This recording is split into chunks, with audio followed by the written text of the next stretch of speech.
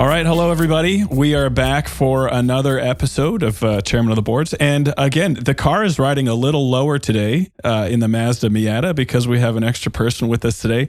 Mark Johnston is with us. And I have been a fan, probably bordering on creeping Mark for a few years now on his Instagram channel and everything he puts out on YouTube.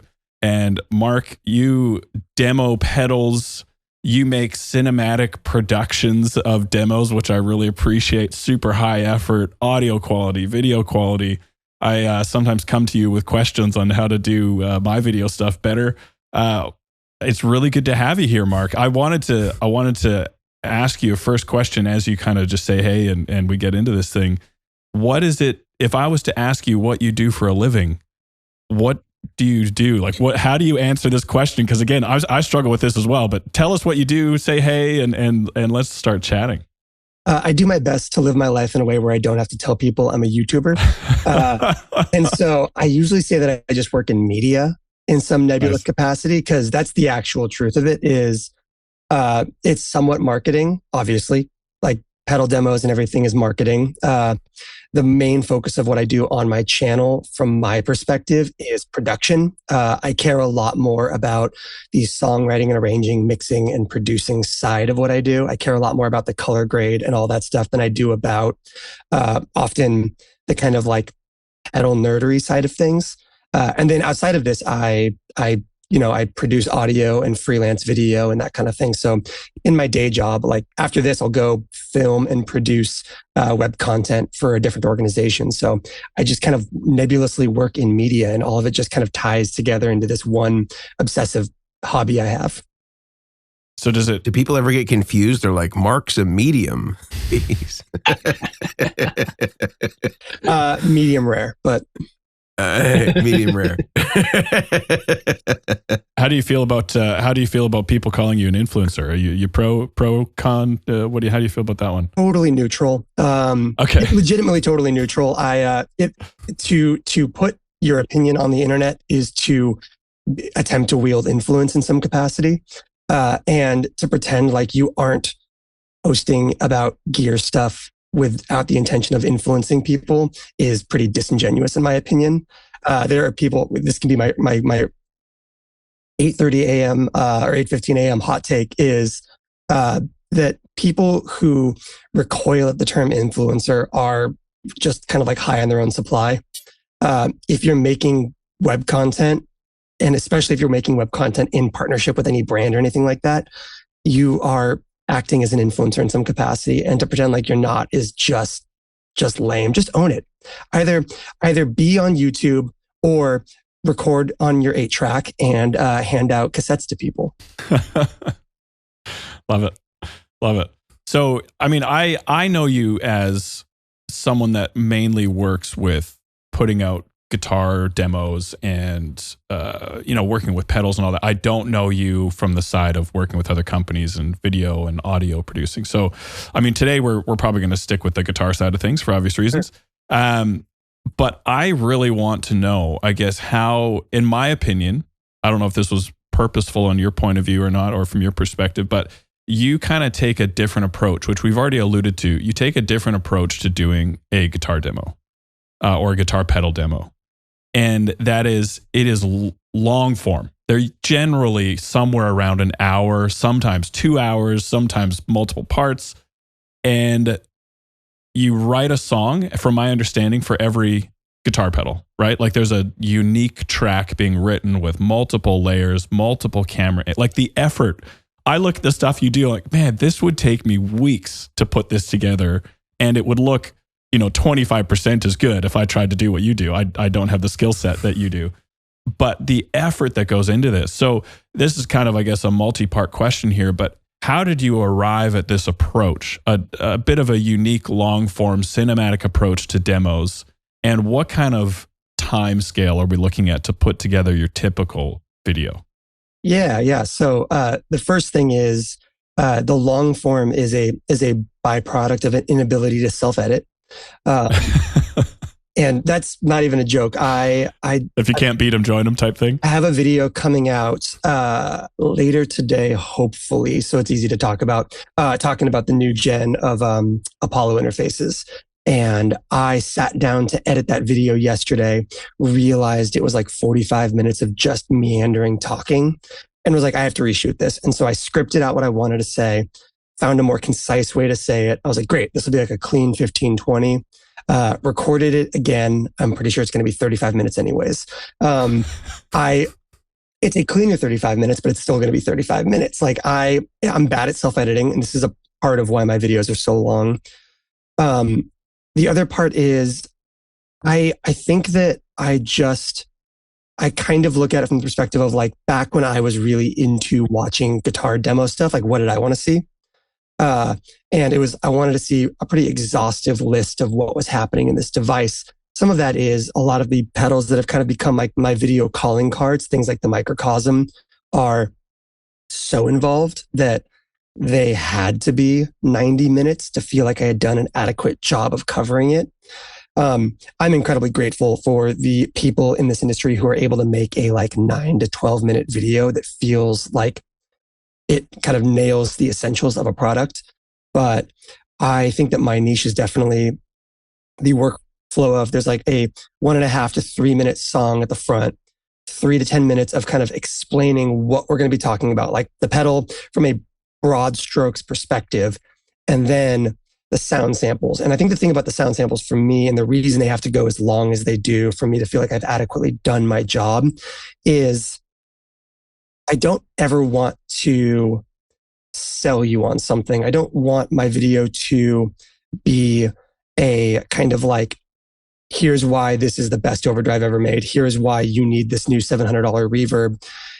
I'll talk about what I like about it in the talking section, but by the end of those sound samples, I should have given you so much information about the different settings and knob positions and sounds of this thing that you're going to know as best as you possibly can without having played it yourself, whether or not this is going to be right for you. And the goal is that at the end of one of my videos, at the end of 45 minutes on a distortion pedal with 2 knobs, that you know whether or not it's right for you. And I don't care which way that breaks. Like, I don't think anyone wins, whether it's the manufacturer, myself as somebody with influence, or the end user, if they buy a product because I made it sound good and I gassed it up, only for them to go, I don't like the way this sounds, and sell it. Like, that is a win for nobody involved. And I just want people to know whether or not they are going to like something as best they can. And my goal is to talk them out of it as much as it is to talk them into it.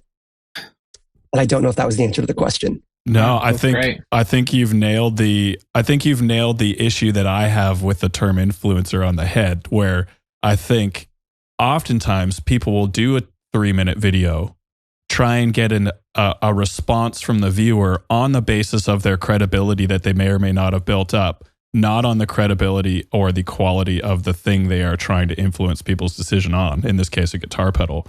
Whereas I like how you're explaining and talking about this. And it's cool to get a bit of the behind the scenes. I never would have guessed you're horrible at self-editing. I'm just like, man, I love how much effort goes into this.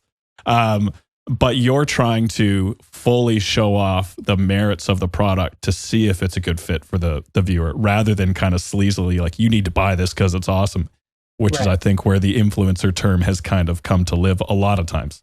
I think I feel a little bit like influencer is the broad strokes term for what we do on my side of the industry and everything. But I like to think that I'm almost more of a, and this is so up my own ass, and I apologize for that. Are we allowed to swear on this podcast? Do your thing. Sure. Go for it. I think of it as more of a, like, my goal is education. Like I said, that's very high-minded of myself, and I apologize for that. But like, the goal is, like, half my videos get referred to as the video manual, or like I read the manual so you don't have to kind of video. And the goal is very much kind of, like I said, like, as best it can be, an education aspect of this. Like, learn as much as you possibly can about this product so that you know whether or not it's worth your hard-earned money, because to try to swindle somebody out of that is incredibly douchey. I could keep asking questions all day. Brian and Mason, I'll stop talking now so you guys can jump in if you guys like. You can go ahead, Mason. After you, Brian. I'm trying to Okay. fix my autofocus. It's all blurry. Sorry. Okay. Well, Mark, my question for you of many is, well, first of all, I appreciate that it's kind of refreshing to hear your perspective on how you approach the video, because I think that that's not to say that any demonstrator comes to a video with I don't know, let's say bad intentions, but I think the perspective of trying to give the most accurate assessment of what it is that's going on in front of you, and knowing that is going to find the right buyer and not just a buyer, I think is I think a really important thing that I think may be lost on a lot of manufacturers. I know, as somebody who kind of is on both sides of this fence, where I'm making products and I'm also doing some level of promotion for sort of brands that are auxiliary to guitar pedals, that I think that the danger is always feeling like your job is only to make it the video as popular as possible, and not necessarily trying to carve out an audience for what that product really is. So I think that's very refreshing. I appreciate that perspective. My question for you is more selfish for me. I find that YouTube can be a very mercurial place in terms of trying to identify what it is that works. And I'm curious if you've noticed any patterns that you feel like you can sort of stake a claim on, to say like, this is really effective, or is that not the game that you play? Are you just like, hey, I'm going to make my video, I'm going to do it in my format, and the right people are going to find this thing, and if it's not for you to watch this type of video, then it's not for you? Like, what is kind of your approach in trying to sort of deal with the sort of algorithmic component? Because I know that so many great videos end up dying on the vine, and there seems to be, something to do with timing and thumbnails and names of videos, and these all seem to influence how things end up performing, and it can sometimes be this moving target where you're just swinging at a piñata blindfolded. I'm kind of wondering how you approach this with the content that you make. Yeah, I think that the easiest way to sum up how I approach YouTube in terms of like growth hacking and all of that stuff is I have a finely tuned understanding of the algorithm, wherein I just don't get it or engage with it whatsoever. And by that I mean, like, I really don't have an answer on that. I have found that my longest videos are my most successful, which is really bizarre. Like, my most successful video is my microcosm demo from like 3 years ago. It's like 95 minutes or something like that. My Chase Bliss Mood Mark II video, I think, is a close second, and that one's like 103 minutes or something insane. Just unjustifiable run times. When I try to do something short by accident or by intention, they never do as well, and I don't know why that is. And I just don't really concern myself with it. I find that personally, if my frustration with a video not doing well coincides directly with how good I think the song at the start of the video was, and relative to that, like how many views it gets, like, I won't be bummed because like a video didn't do well on the merits of the video. I'll be bummed because I'm really proud of a song and I don't feel like enough people are going to hear the song that I think is really good. I'm bad at thumbnails. I don't do the little, like, how like you gotta like hold a piece of gear and then you have to like in post enlarge the piece of gear so it's like 4 times the size of your hand, and you have to like put like an arrow to like a random knob, and the arrow doesn't actually like reference anything, but it'll be like, this trick is amazing, and it's an arrow to like the 9-volt center negative jack on the back of the pedal. Like, I don't do any of that. I part of that is I'm just bad at Photoshop. I'm good at Lightroom and bad at Photoshop. So my thumbnails look pretty because the picture's nice, but like, I don't know how to do anything other than throw text on top of it. I'm not willing to pay somebody else to do it. And I'm not willing to learn how to get better at it, because this is all kind of an accidental overflow of just wanting to make music. Yeah. YouTube is not an end game. YouTube was never an end game. It was a thing I slumped into as a result of a confluence of a couple different like creative outlets. And I just am not that concerned with YouTube as a medium beyond its ability to kind of like give me an avenue to make music and to hone the crafts of shooting and mixing and recording and editing and writing and all that stuff. So on the meta side, on the algorithmic side, I have no insight. I really don't. And I think that's evidenced by the fact that I have been doing this since like 2016 or 17. And I've got like, I don't know, 30 something thousand subscribers. And a third of my comment section is always, dude, why isn't your channel bigger? And my answer is always like, I don't know, send it to your friends. I don't know what to tell you. I'm not gonna do it. I don't push. Everybody stop what you're doing right now. Right now. Go to Mark Johnston's YouTube. It will be linked in the description in the show notes.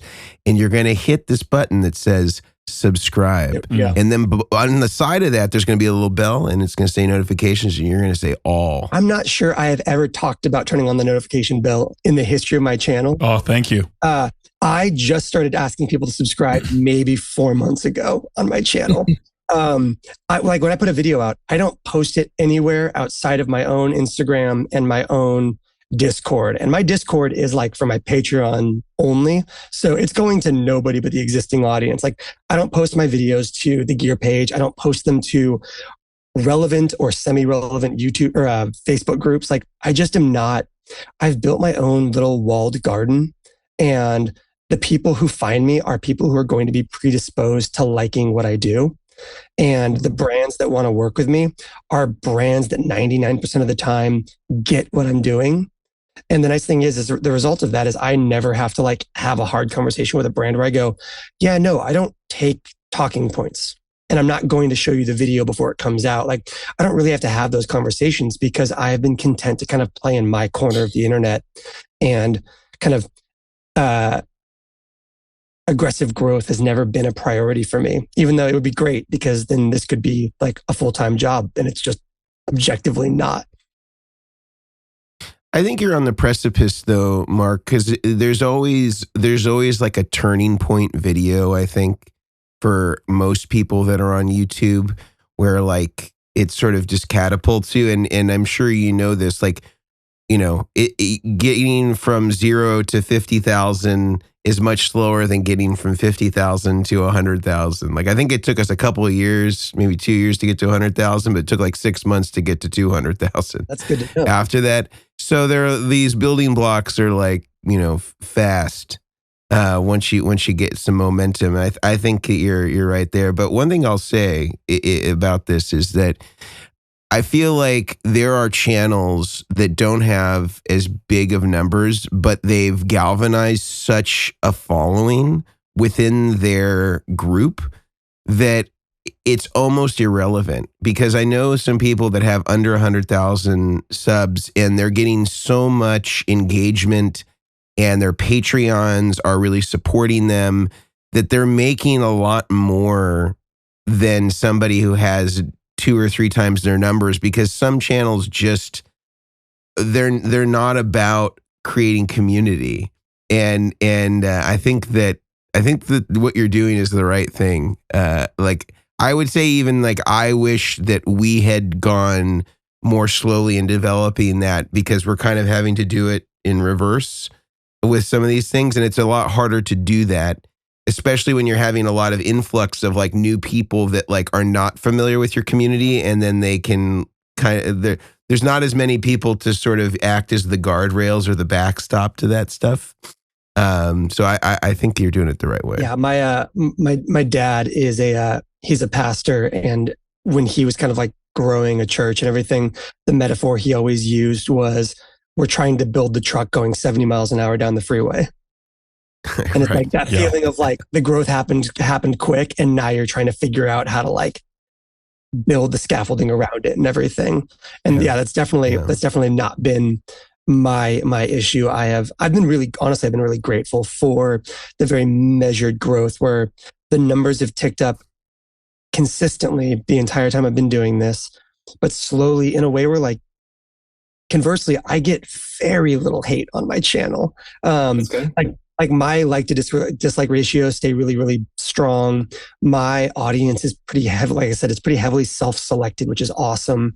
And anecdotally, the nice thing about that is, in terms of my relationships with the brands that I am close with, the brands that I work frequently with and everything, they have a lot of buy-in with me and vice versa because, and Mason, I think you kind of spoke to this really effectively, is I think that the people who do find my channel and do kind of like consider themselves like into what I do, have as a result kind of like put a lot of trust in the way I present things and knowing whether or not something is for them because of that. And as a result, I do think that like on the industry side, I think my channel probably has really good conversion rates, in terms of, somebody will see a brand or a pedal or a release on my channel, and the odds that they will go visit the website because of that, or they will pick one up if they liked what they saw in my video, are pretty strong relative to my channel size versus a lot of other people they work with that have wide but shallower audience bases and all that,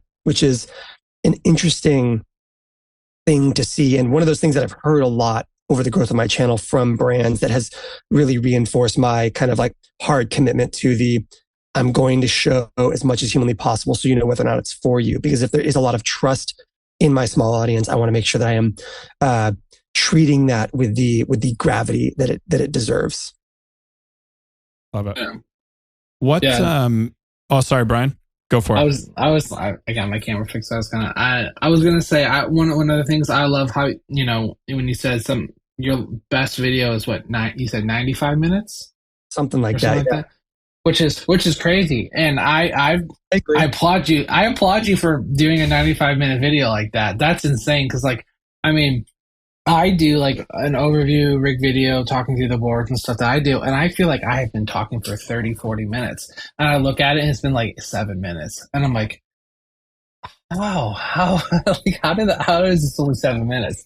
So I think that's really cool. I also think it's really cool in the aspect that there's so many of these companies that are out there, even like the Mara, I mean, like Mara stuff alone. I have this board that I'm doing for a client, and the LVX and the Mercury X, and like those in themselves are just like so involved to see like that when like Maris or one of these companies puts out a video, you know, a 5-minute video about the pedal is not going to do it justice. So like doing a video that's 90 minutes long really allows the person that's going to go spend that much money a really good, like I don't take, you know, review videos I don't take them very well. I watch review videos if I'm looking to find something that I'm wanting to do, but like I've never found anyone that's ever done a review video that long that shows so much stuff. That's really like, it's definitely not one of those like, oh yeah, they sent them the pedal, you know, and they're giving them the best, you know, they're talking all up and the hype and everything, but you're really showcasing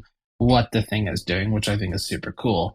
But yeah, I applaud you on these long videos, because that's a lot. And the fact of like editing that is insane too. Like that's just like, I have, I think 10 different board videos of clients that I need to edit, but it's just the time to do it because you're doing other things and you're working, and just the backlog of it is crazy.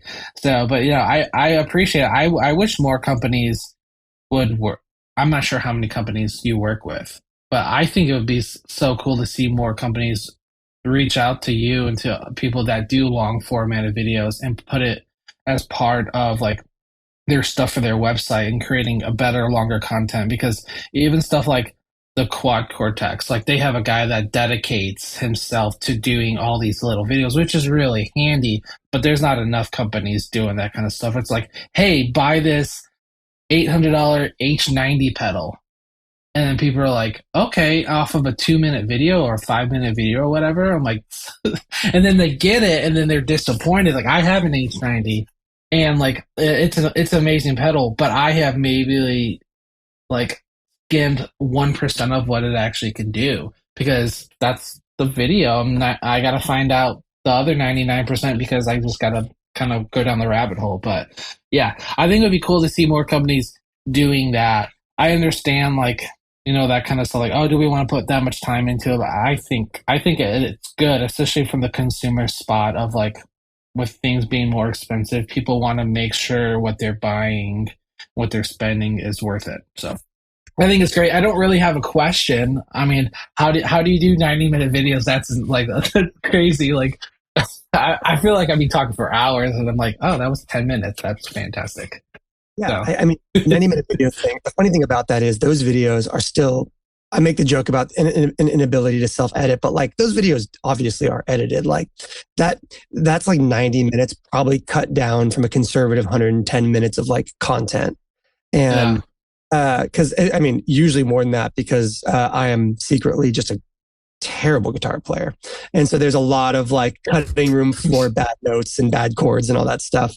But I think part of it is the kind of deep dive thing causes more deep dives. So like that hologram video became, like I said, a calling card in two different directions for my channel. One was two other brands who were like, oh, if we need somebody who can explain this like really deep esoteric pedal that does 47 different things or whatever, we should probably try to get Mark to do a video on that. Mm-hmm. And the funny thing is, on the other side of that, most of the people I know in the industry, like artists, like big touring artists, that kind of thing, who I have like a relationship with, so many of those people are because they went, I bought a microcosm, I didn't know how to use it, I found your video. Mm-hmm. So that video is, that kind of long form content has a lot of value, in my opinion, because it can be so hard to, I mean, that microcosm video took me, I always joke that it took me a year to make, because it took me a year of using the pedal before I felt comfortable making a video about it. And that's the truth of the matter. I was supposed to do a video for that pedal probably 7 or 8 months before I actually did it, because I just didn't feel like I had a handle on it yet. Yeah. And then I work with a decent number of companies. I'm pretty self-selecting as well on that front. Because like I said, I don't take notes from manufacturers on what I'm going to talk about. I don't show and edit before the video goes out. I also, because my videos I have a pretty fast workflow, and they still take me about 3 days to make. And that would be 3 9-hour days. We're talking like, if I'm here in the studio for 9 hours a day working on just that, it takes me about 2 to 3 days to make a video. I am sponsored by most of the companies that I work with on a video by video basis, because I have a 4-year-old and a mortgage, and I'm not making 3-day long videos for the love of the game in my mid-30s. Sure. That's not a thing. It's not?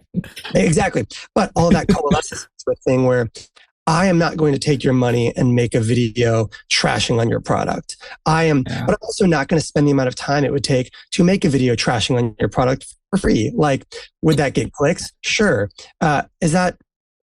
I think this one of my fun hot takes is I think we need more negativity in this industry.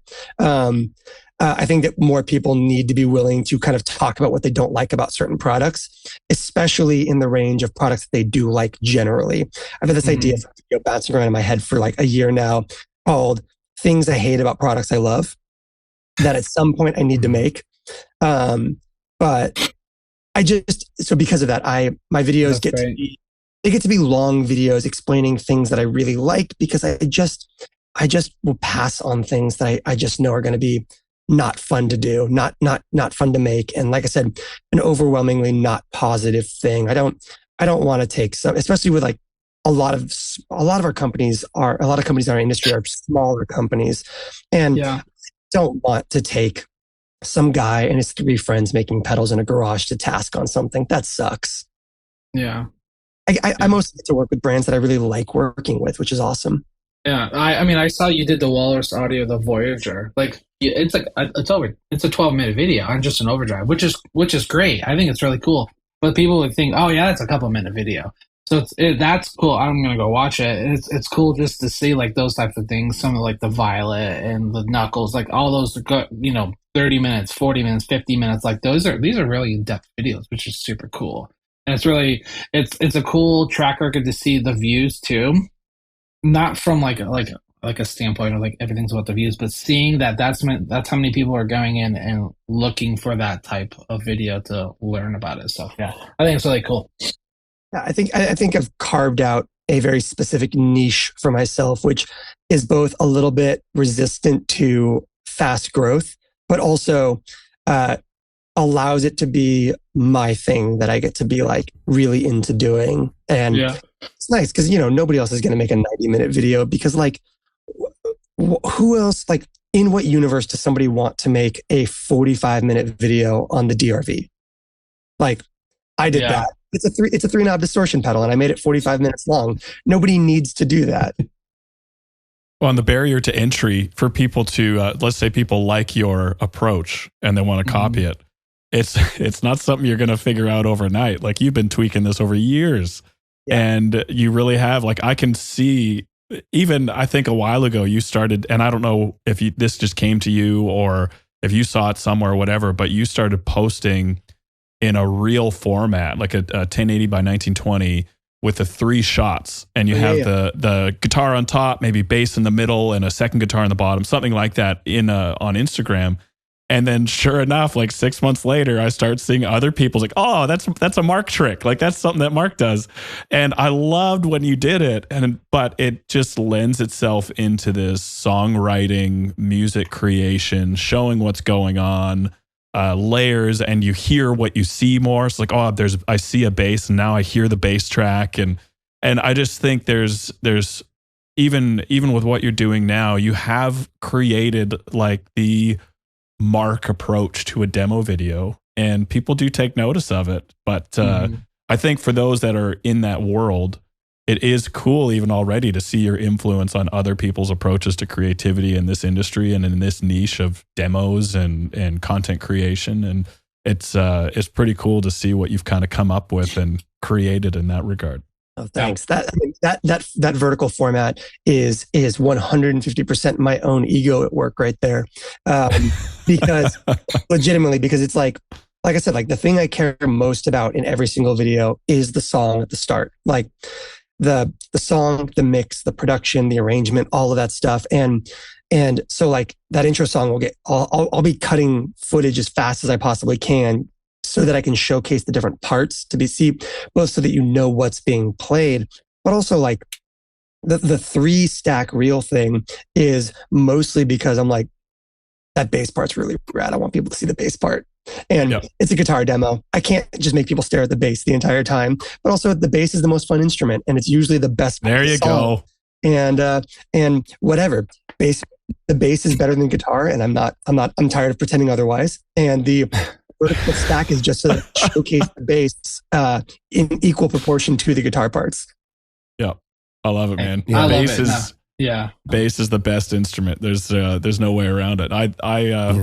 I hesitantly agree with you because I also do truly love guitar. I think I take the perspective more that bass is an underrated instrument, and I think bass players have all the fun. They may not get all the chicks, but they have all the fun, as they say.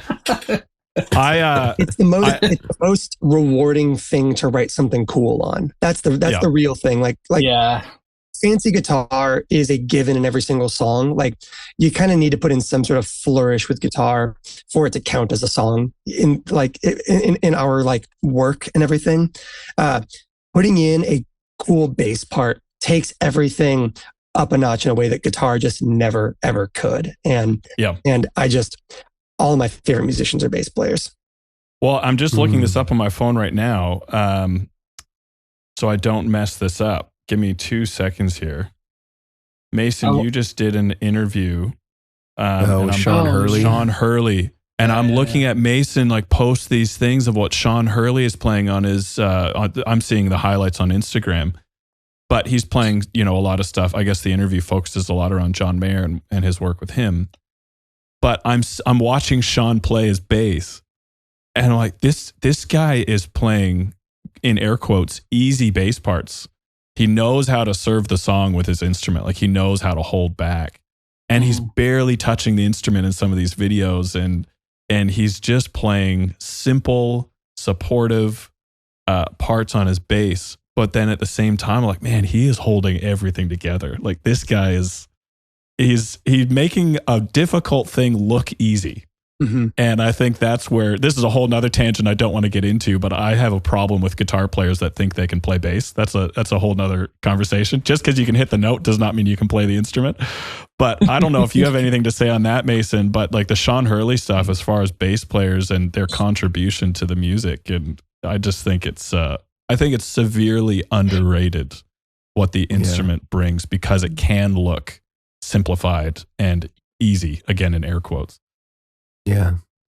Well, one thing that Sean, I think, was revealed to me is he's really, everything he does is very deliberate, and this comes from the choice. Even though he's primarily using P basses for everything, the type of P bass that he's using, round wounds or flat wounds, like these are all decisions that sort of go into like how he's envisioning the kind of the sonic elements of what it is that he's doing. And then his gear is also simple, but like very deliberate, where he's like running one line to an Ampeg B15, and then another line is going DI, and he can add gain to that by way of this pedal that he's always used called the EBS valve drive. Oh, wow. And I thought he was using his Noble, because he also has one of those Noble preamp DIs, but he actually uses that to overdrive the Ampeg. Wow. And I always thought he would be using it as like its own thing, as a separate line. He doesn't use it that way. Because he was saying that because his touch is so light, they almost didn't have a distinction between the DI sound and the B15. And so like he would grit up the DI to kind of give a differentiator, so they would like blend the two sounds. But man, what a bass player. And he hit me to like some subtleties, because I felt like I knew a lot of those John Mayer songs. He's like, yeah, if you listen to Wild Blue, like at the end, I do like this octave thing where and then I'll kind of like pop one of the strings, and I'm playing off of Jeff Babco, who's playing keyboards across from me in the room, and we're trying to create kind of like a call and response with each other. And I'm like, I didn't even pick up on that. But then when you listen to it, like, sure enough, there it is on the outro solo, and just like all these like little things that he does. But man, what a player! But what I'm hearing from Mark is no more government subsidies for guitar players. We gotta get the bass players their due. Yeah, guitar players are the corn of government spending. We have enough of it. No more GMO guitar players. Gratuitous solos are the high fructose corn syrup. I mean, that is aggressively true, if we're being honest.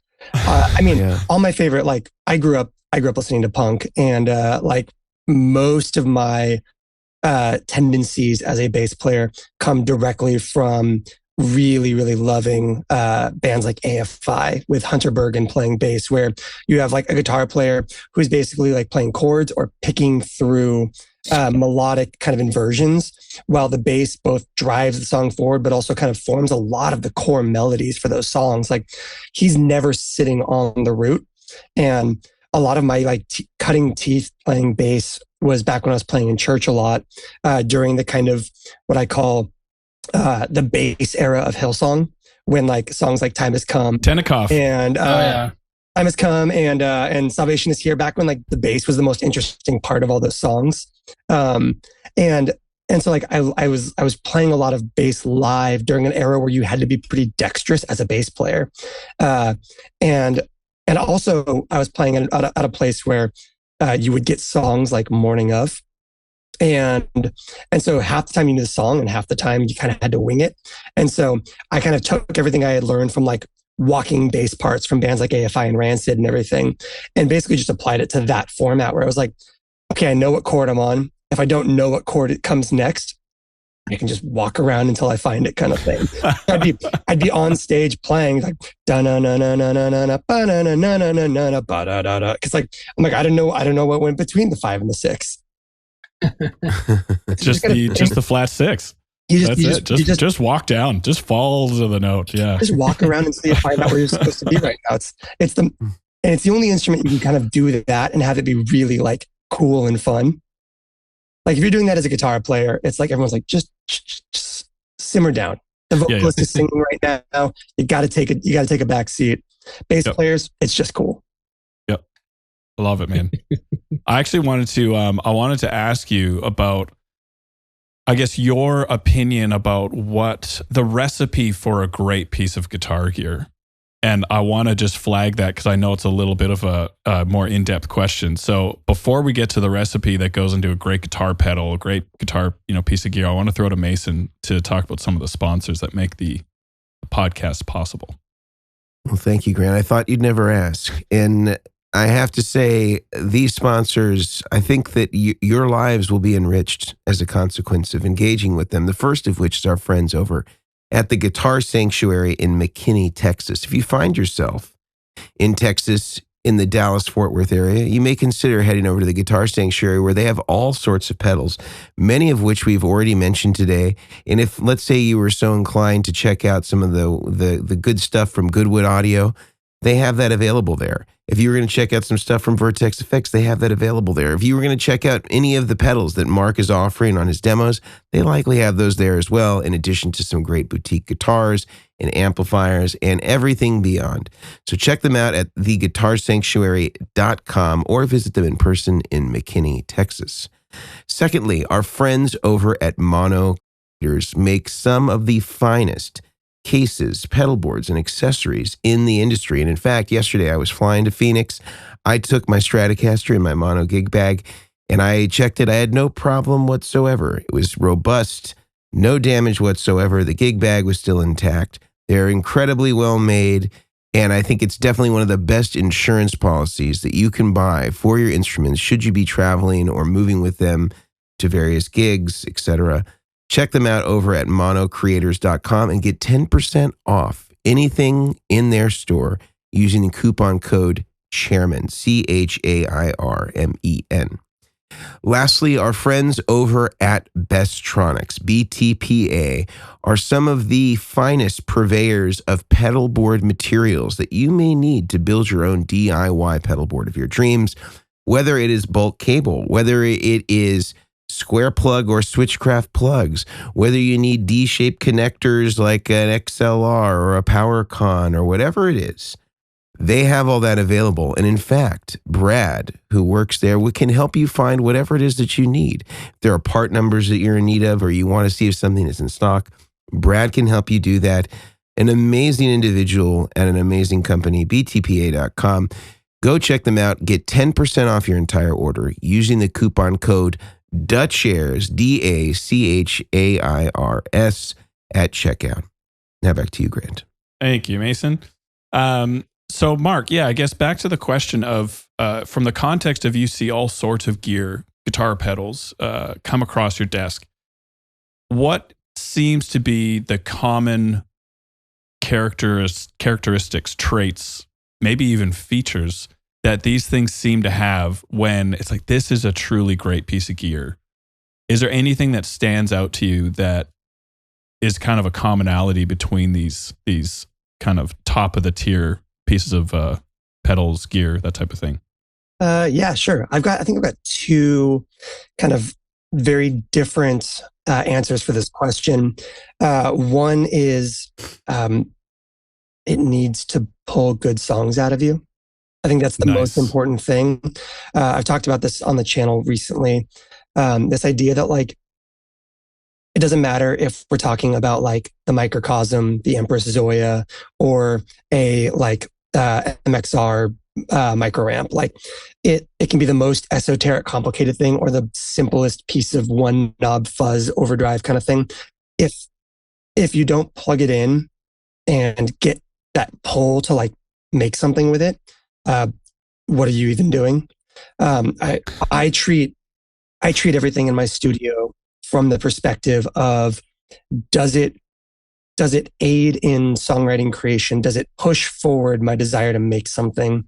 I know that not everybody operates this way, but I look at basically all my gear from the perspective of, does this inspire songwriting? Is this in service of making the writing process better, more complex, more exciting, more fun? And if it doesn't do that, then I don't have space for it, both emotionally, mentally, or physically. And yeah, so I think that is the single most important thing. And that will also cover a multitude of sins on all other aspects of product design. A fuzz pedal that has a terrible noise floor, but has that sound that makes you excited to write something with it is still a good pedal. The most clinically perfect stereo digital delay that doesn't make you want to write something sucks. And I care a lot more about that than I do anything else. It's just whether or not it inspires songwriting, whether or not it pulls the excitement to make something out. In terms of kind of product focused stuff, I think the thing that I look for is who is this for, and does it seem like they were listening to who it's for when they were making this? Does this seem like it was being made with an end user in mind, having actually spoken to that end user at some point in their life? Because we see a lot of stuff that just doesn't hit that mark whatsoever. Like somebody will go, oh, I really wanted to make a stereo tremolo thing that like will just have features in it that make no sense. Or like somebody goes like, oh, I want to make something that's very like complex, like 600 parameters. They could be all modulated separately. We're not going to do MIDI.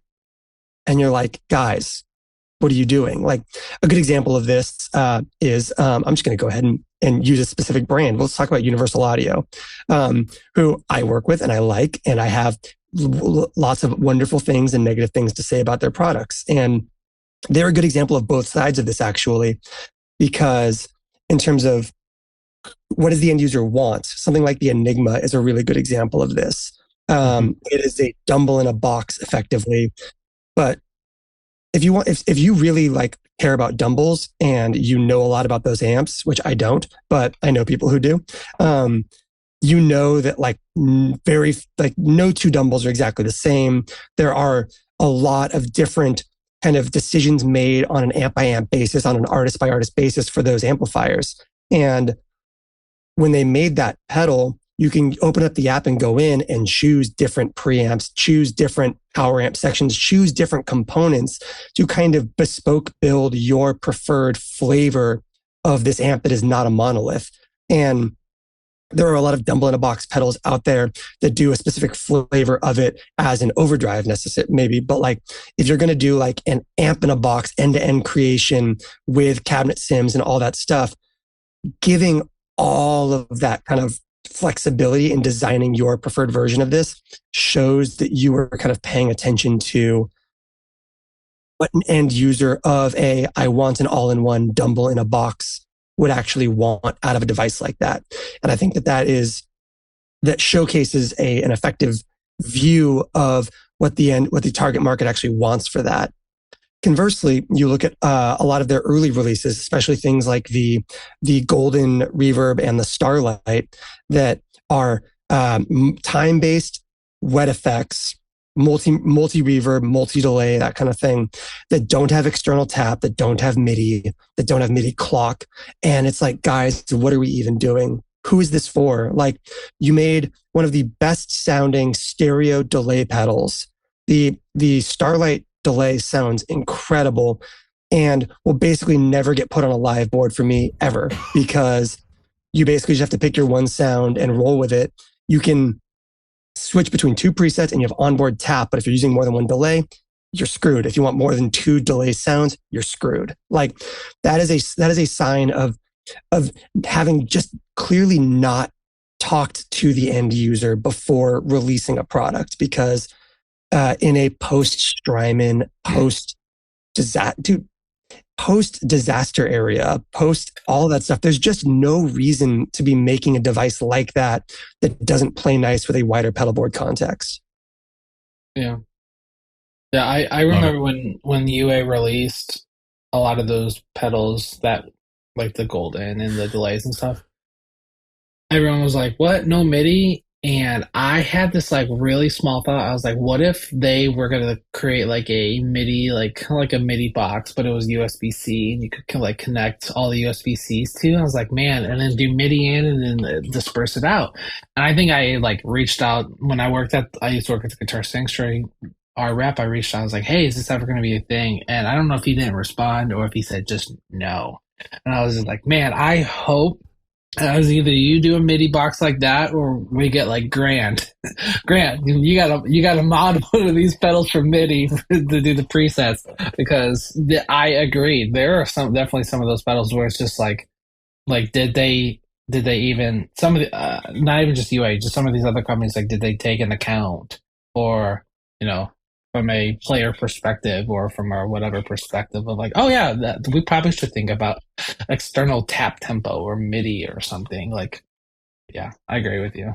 For the record, they can be MIDI modded. I'm just not going to do it for you because it's a pain, but it is doable. Like it would be fun. But yeah, I mean, there's a USB-C port on the top, and yet we don't have you can't even like the new Strymon line stuff, the V2s of all the compact pedals have USB-C, and that will clock straight to your DAW, and it's rad because like I don't use a ton of MIDI in general these days because I don't play live very frequently, but I'll build a board where the LCAP V2 will be like the one delay on the board for a project, and it's nice that I can just grab a USB-C cable, plug it directly into my computer, and go, great, no MIDI controller needed. I'm just running clock directly from my DAW to my one time-based effect on my pedal board, and I'm finished, which is awesome. And the fact that those pedals don't even support that level of it, despite being USB-C pedals, is just leaving money on the table, in my opinion. Yeah, the infrastructure, the hardware, everything's there. It's just program it. Yeah. Just make it happen. I just did a video shooting out the Big Sky MX and the Mercury X, Maris and Chairmen. And the video is way less about let's compare these sounds one to one, and way more about like what are the relative strengths of these two products? Where do they fall short of one another? That kind of thing. And the thing that drives me crazy is the Mercury X has USB-C. They both have USB-C, but the Mercury X cannot do preset management over USB-C. It has to do, you have to create that 5-pin loop in and through with your computer to use their editor. Whereas Strymon has, you can do all of it over USB-C, except they haven't actually released the editor yet, despite it being almost a year now. So both those companies, this is you being put on notice. Get come on. Yeah. It was surprising to see that they released Nixie 2, and like you can get the Cloudburst and those type of things, because I have a bunch of clients that use the Cloudburst, and you can do the USB-C, which is really handy. It's very handy. But yeah, when they released, I remember seeing the Big Sky MX at NAMM, and they were talking about it coming out, and they're like, oh yeah, you'll be able to use it with Nixie. I thought that was going to be a day one, like when it came out. And they're like, no, you can't. And like doing a 5-pin to USB-C, like you can get like the MIDI host from Disaster Area, which will do it. Or if you're running like an RJM, you can do the in and out and like use the one cable. That still gets really tedious. And especially on people that don't have that capability and they're having to unplug stuff, it just leaves so much more room for like the MIDI jacks breaking or things breaking because they're constantly plugging stuff in and out. So yeah, that was, I agree with, I noticed definitely, because those are things that just like, come on, like we need to have it. Yeah, the MIDI 5-pin to your computer is such a nightmare scenario in modern day. Even Strymon has the conduit, which theoretically should be the perfect thing for this because it's 4 TRS jacks and 5-pin in and through and a USB-C port. Mm-hmm. If it's plugged in, if it's wired up and connected to power, plugging in the USB-C port will not override the existing MIDI connections. So you have to remove power and then plug USB-C in and go back and forth to make that thing work as a computer interface. Drives me crazy. Oh, wow. Yeah, that's not fun. I'm mostly a studio musician these days, so all I do is sit in my studio and get mad at things in total exhibition. Hey, I mean, it makes sense. There's a lot of stuff where it's like, oh, it should be able to do this, and like I have clients that will get mad at me because the device can't do something. And I'm like, I'm mad at you. do I look like Mr. Strymon? Do I look like Mr. Maris who designed this stuff? Like, I'm not, like, I'm just putting it together for you. I'm just letting you know it can't do that. Like, it was just like something really, it was something on the nano cortex. It was like, oh, it can't do this. And I was like, sorry. I was like, I'm sure there's going to be an update eventually. And they like get mad at me. And I'm like, that's not on me. That's them. It's always the builder's fault. That's the first thing you need to learn if you're going to be a rig builder. It's always your fault. Yeah. The nanocortex is the best example of a thing that drives me crazy in a more wider context of the gear industry, which is people getting really mad because a product isn't for them. Yeah. And that could be its own podcast, I'm sure. But like something comes out and people get in the comments and they're just so mad that it doesn't do a thing they want it to do or that they think it should do. And I'm always in a position of going like, oh my God, that's horrible. I'm so sorry that somebody held a gun to your head and made you buy this thing. Yeah. Oh wait, you don't have to buy it? This saves you $200 to $600? Why are you mad right now? Just buy it. Yeah. There's some. I saw you did a video. I haven't watched it, but it's a lengthy video you did on the Nano, and I think so. Yeah, I saw the photo. Yeah, and it's a great thing. The crazy thing is I saw this. I was like, it was even a YouTuber. It wasn't even you. It was someone else. They were like they started the video with "You can't gig with this," and I was like, okay, well, first off, now I'm annoyed because. That was for the algorithm. Yeah, of course. That was this pedal sucks, and here's why. Like those type of oh my gosh videos, the clickbaits. But the random video, and they have a lot of reviews. I built a little board with the Nano Cortex, a little MIDI Pirate MIDI 4-button, and that and a volume pedal, and that's it. And I used that I think I've used it for 3 or 4 weeks in a row, and I have played solely with that alone. And been perfectly fine because it's what I needed. But it's like hearing people immediately say why things suck and why they're the worst and why this and why that. And I'm like, and they're like, oh, I'm like, are you mad because it's not doing what you wanted, or are you mad because it's not doing what you expected? Like there's like people like, oh, I wish I had a screen. I wish I had that. I wish I had that. And I'm just like, dude, this is the size of a double barrel, like from JHS. Like it is a freaking tiny, the size of a King of Town people will spend $800-900 on like that type of thing, and they expect it to do what a quad cortex size pedal will do, which is insane. And also, you can gig with that, you hack. Come on, I don't know who that. I don't know. I know.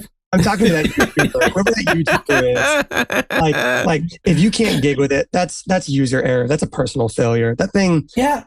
It lacks a bunch of stuff, and I think I talked about a lot of that in my video, and behind the scenes, I've talked with the guys at Neural and kind of tried to rattle cages as best I can. But it is for what it is deeply capable. The fact that it is USB-C, it's just not for some people. Like it is an all-in-one rig that can be powered completely over USB-C as a recording interface with your iPad. There's a guy that a few of us in this chat know who was just in Europe and took only a Nano Cortex with him and an iPad to do all of his recording. And he and I spent like a couple hours one day with me kind of helping him troubleshoot like how to get all the recording stuff working. But it's like the fact that you can take an iPad and a Nano Cortex with you to the other side of the globe and be able to like record full tracks like that. That's really cool. And you can record the DI guitar and the affected guitar at the same time. Like this thing is really cool. It's just maybe not the thing that you need it for. So you're not the main character. Chill out. Yeah. That's it. I was actually just thinking about him because when the Nano was coming out, he had asked me, he's like, do you know what size it is? And I told him roughly about the size it was. And he goes, so wait, I could put this in like my backpack or like in the little sleeve of my acoustic guitar case, like inside there. And then I could get to wherever I'm going. Cause he's like, I'm doing a lot of hotels or a lot of these things. I don't have all this room. Like, you pop it out of the case, plug it in. And he sent me some videos and it sounded great. Like I've heard from a couple neural people, which I'm not going to name, that there are some updates coming on the Nano that will solve some of the block issues and like that kind of stuff, which is really smart and really cool. And I was like, thank you for doing that. So like that kind of stuff is really promising. I feel bad for the people that immediately bought it. Not immediately bought it, for the ones that immediately sent it back after like 8.5 seconds of having it. Like they're all like, I returned it before I even got it from Amazon. I'm like, okay, whatever. Like it's just what it looks like. It just opens up the avenue. I have definitely been like, hey, can it do this with the XLR jack? Can it do this? The capture jack on the side. I'm like, hey, can it do stereo in with that jack? Hey, can it do this? And like, they're like, no, it can't. And I'm like, all right, me being my nosy self, seeing that the input jack is a TRS jack, maybe they'll allow it eventually. Like, I started like going down the rabbit hole looking at because I saw a video, someone opened up the quad cortex. I have one sitting in front of me, and they said that there was like a Bluetooth or a Wi-Fi chip or something inside of it. So they're like, oh, are they going to eventually, like, there's all these things you never know that you're just like, it's judging a book solely by the cover. It's like a Christmas gift. You judge it before you even open it from the wrapper. You're like, oh, I'm going to hate it. And you open it, you're like, it's too small. I love this. Like, just you never know, that could be $1 million check in there. So it's one of those things. Like, yeah, I think it's one of those. It opens up the avenue for creativity, especially for those clients that are traveling. And it's also not a lot. It's like the meat and potatoes, and I'm a meat and potatoes person. I don't need 800 overdrives stacked. Like, capture a really good amp and a couple settings with an overdrive. That's what your sound is. That's what you use. But yeah, no, I think that kind of stuff is interesting to hear people putting out those type of videos where they're just like, well, your whole video is just to talk crap about it. Like, there are really good pluses to it. Like, not your video talking crap. This other guy that I don't remember his name, but it's just like give it a chance. I don't know. Yeah, and I mean, in terms of like what might come down the pipe for the Nano and everything, it's like, yeah, there. I'm sure there are things in the works. I think we've probably both talked to people on that side of things who have indicated some of that stuff. But like, whether it's TRS jacks, when you kind of like tear down the thing, a good example of that would be like people who like look at the aux and they go, oh my gosh, there's a USB port on the back. Maybe there's going to be support for like this thing in the future. And it's like, actually, that was for like a first generation firmware to enable Wi-Fi updates for the future, and it's now just it's now that little bone that's inside of us that we can't figure out what it's for, but it's still there kind of thing. I mean, and the thing that I stole from MKBHD on YouTube that I say in a lot of my videos for stuff like the Big Sky MX and the Nano Cortex and everything else is never buy current products on promised future updates, that kind of thing. Like, never buy something because the brand tells you that they have a roadmap for it. Only ever buy stuff on what it does right now, because you are not guaranteed anything else other than that. Yeah. As I go return my Tesla. Well, that's like Strymon when they released when Strymon released the Riverside in the Sunset. They didn't release it with any knowledge. Like, no one knew the knowledge that they were MIDI capable of. And then eventually they released the update. Really? Oh, hey. Yeah, so when they originally released it, and that was a big thing, everyone was like, oh, you should be able to do MIDI, you should be able to do MIDI. And then like a year or two goes by and they're like, hey, a new update allows the expression track to be MIDI. And everyone like freaked out because they didn't realize that inside the Riverside and the Sunset, there was a USB-C or a micro, whatever. There's a jack inside for you to update it. And so, yeah, yeah, that's crazy. I know that we have to finish up here soon, Mark. I have a selfish question. This is just for me. I've always been kind of waiting for the right person to ask, and I think you're that guy. And I've literally been holding on to this question for a few years. Something I struggle with is you have a company like Chase Bliss, who I highly respect and I love what they do, but I am not their target customer. Sure. Because, and I think I've put this on myself to a large degree. I don't think this is necessarily true, but I still believe it, that I am not creative enough to use Chase Bliss pedals. And so you have something like the Therme, which is such a cool pedal. And when other people use it, I love it. When I plug it in, it's terrible. Like I can't get the sounds that I think I should be able to get out of them. My question being, how do you approach as a creative person, writing songs, creating tracks and layers and learning new pedals? How do you approach a pedal that is weird, wacky, and wonderful and learn how to pull a sound out of it? Does that make sense? Yeah. I think first of all, this is one of my like long-standing soapboxes is that Chase Plus pedals are way less complicated than people think they are. The dip switches don't help them. Well, don't use the dip switches. Like exactly. But you see them. I was like, oh, this pedal isn't for me. Like, I have my mood right here. Yep. This thing usually lives like somewhere in my post-processing chain these days. I just throw it like in the loop of my like Maris preamps or something like that. On the top, you have dip switches for all the like crazy modifiers, the ability to ramp all these different parameters back and forth, that kind of thing. I don't use any of that 99% of the time. The dip switches I use are situationally mono in, stereo out, just to kind of take that mono to stereo side of this thing, and then turning on or off like the spread control, which basically takes it from being kind of dual mono to some to mono, intentional stereo image kind of thing. But outside of that, I don't do the dip switch thing. And if you take that stuff away, these things actually get really simple, which is nice. Like something like the Therme, if you don't use the pitch shifting, it's just a really good sounding analog delay. And there's a dip switch on top that actually, there's a dip switch on top that actually turns the pitch knobs into your 2-band modulation parameters. And then it's not a pitch shifting delay. It's just an analog delay with really, really strong modulation controls, a slightly resonant low pass filter, and a dial-inable amount of clock noise that sounds really musical and cool. And sorry, that was clock with an L. It can be whatever you want it to be. Okay. And so all that to say, like, this actually speaks to what my approach is, which is with these kind of more bizarre esoteric pedals, my kind of first use case is to kind of dial it all the way down to its like simplest and most album ready sounds. Yeah.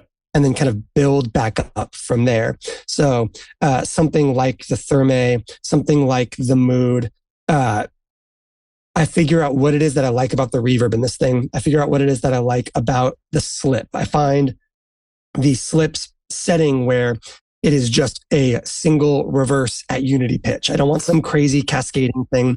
I just want to play a chord and then have that chord come back to me in reverse in a musical way. And I find those simple things that make sense in a song context. I usually write the song for my video before I do anything else. It's usually song, sound samples, talking section in that order. And it allows me to kind of find the most useful sounds and then explore more deeply from there. And so I think that's always the answer. The hardest pedals to get your head around are things like the Empress Zoya that have no bass level, that have no simplest. The hologram microcosm is a little bit like this too, where every single setting just throws you into a different form of the deep end. But a lot of pedals, even stuff like the Mercury X, the LVX, the Mood, the Therme, there's a setting in there that at its core is really just straightforward and simple. You can use the Chase Bliss Warped Vinyl as just a 2-band vibrato if you want to. You can use the Strymon Big Sky as, I always jokingly refer to the Big Sky as the best utility pedal ever made, because it is just a master of all album-ready reverb sounds. And you can get some weirder stuff out of it, but at its core, it's just the ultimate like session musician reverb pedal, because you can dial in any classic sound you want very quickly and with very little like kind of like startup cost. And that's the approach, is just find the sounds that make their way easily onto a recording and then build from there. The weird stuff has a ton of merit. The really wacky stuff can be really cool. Guys like Nick Reinhardt are geniuses, and I love hearing the insane things that guys like that do with effects. But almost every single pedal you get has a sound that would fit in on your average ambient track or your average post-hardcore track, your average rock track or whatever.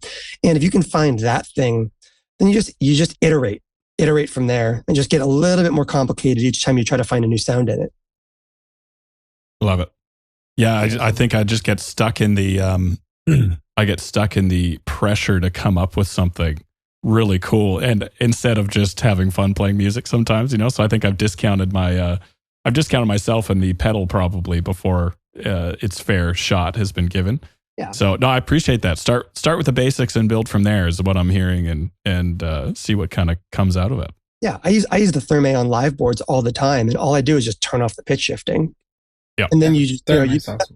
At that point you have a MIDI clockable, fully analog delay with presets that sounds really good, and that's a great place to be. Love it. Mason, Brian, I don't know if you guys have any last final thoughts before we finish up here to ask Mark, but I think now's probably the time. I don't have any thoughts. I just want to say thanks for coming on. I shamelessly saw one of your videos with the vertical shot with the 3, and I took that same idea and used it for my videos because I was so caught on, which was strategic, and I don't know if it was meant for this. I would rewatch the video to watch each section.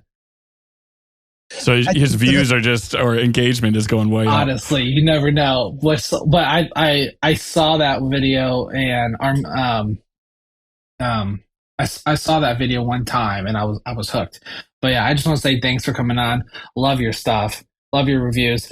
I'm gonna go watch your hour and 45 minute and some change video on the Chase Bliss, that compressor that they just came out, which is nuts. I think it was an hour and 40. Oh my God.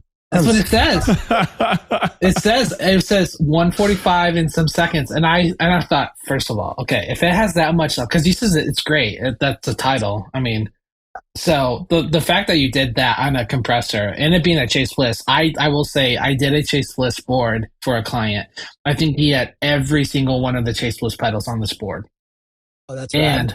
Which was nuts. It had this like RGM GT16 controller, and it was really cool. It was all this stuff, and we like programmed it, everything turned on, and it made all this.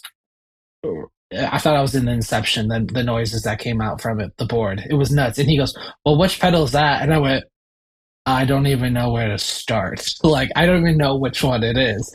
So the fact that you really dive into it and is really cool. So thank you for coming on. I just want to thanks for coming on. Big fan. Yeah. Thank you for having me. This was super fun. Love it. I have one last question for Mark that maybe we can end with. Do it.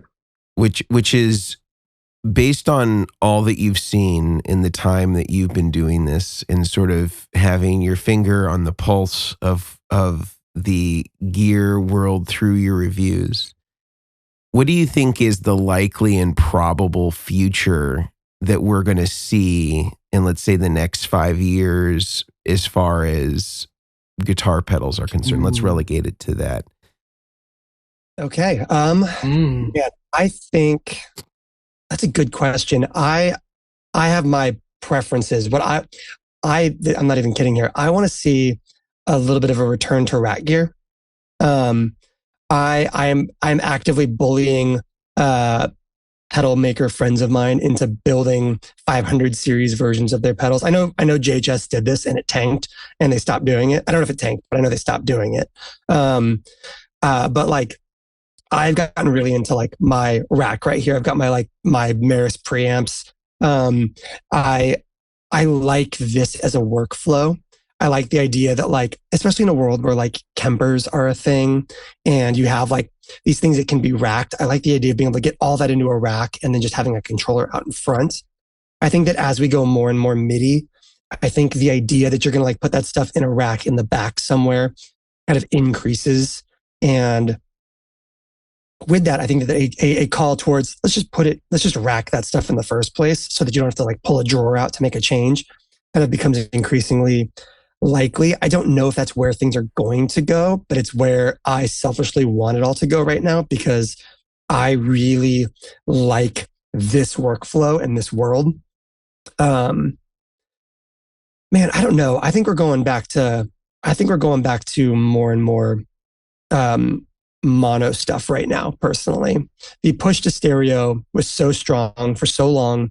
We got really good at amp in a box, stereo amp in a box pedals and everything. And I think the ability to go from, I started doing ambient music when I started doing content online, mostly not because I loved ambient music, but because I didn't know how to produce music. And I could stack direct in clean guitars really easily, but overdriven guitars are hard to do outside of the context of a band. Drums and bass. And I didn't know how to write and program drums. I didn't know how to mix bass. And so I was doing ambient music, this big, wide, soundscapey stereo stuff. And so I wanted everything to be stereo, and I wanted giant walls of stereo clean tone and all that. And as direct recording systems have gotten better, when I started doing this stuff, my direct in rig was a Tech 21 Sans amp and an Old Blood Noise headphone amp that I would put a splitter on so that it wouldn't clip the mic input. It was a nightmare of a rig, but that was my guitar rig. And as the UA stuff and the Iridium and the Walrus ACS1 and all that stuff came out, amp in a boxes got better. Direct in guitar tone that had gain got better. I realized that it was giving me the ability to write a wider genre selection. I could write heavier music. I could write more mid-tempo, post-punk, post-hardcore, hardcore, metalcore, all this stuff with a pedal board. And I noticed that a lot of that was pushing me into realms where I no longer wanted super wide effects because those aren't conducive for most genres. A stereo plate or a stereo hall at the end of a guitar chain always sounds good, but stereo delays in post-hardcore are not necessarily the vibe. Stereo delays, stereo reverb, stereo chorus in a lot of genres don't make sense. And as these types of devices give us more ability to make great amp tones, I think that we have the ability to write more flexible genres, which I think tend to kind of lead us inexorably back to mono guitars. And because I think that's just kind of the best sounding thing on a record when you're stacking guitars and mixing like a producer would. And so I think that we're at a great spot right now where the Chase Bliss stuff is all coming out in stereo right now, but all works just as well in mono. And I think that's a good direction for us to be going. I run my Strymon stuff in mono most of the time right now. I run most of my Chase Bliss stuff most of the time in mono right now. I think we're going to see most stuff come out stereo capable and with individual tools to make that stereo really worthwhile, but with an eye towards this is going to sound great direct into the front of your amp, because that's probably where you want to be. I think you just set yourself up for coming back for an episode 2 sometime in the future to talk about the merits of mono. There's our stereo is canceled. It's either that or it's my apology tour where I was like, it's like the giant I was wrong. Either way, the thumbnails are ready. Yeah. We're ready to go for that one. Stereo. Well, Mark, thank you so much for coming on, man. Your insight is truly appreciated and well founded, and I love what I know you're going to keep doing it either way, but please know that from at least us here on Chairmen of the Boards, love what you do. It's appreciated. I'm just saying, man, let's see the 2 to 3 hour video. I'm waiting for it, and we'll see what comes next. But you're doing such a cool thing, man. Thanks for being on the show. Thank you, Mark. Thank you guys. Thank you. Thank you. See you guys. Awesome. Bye.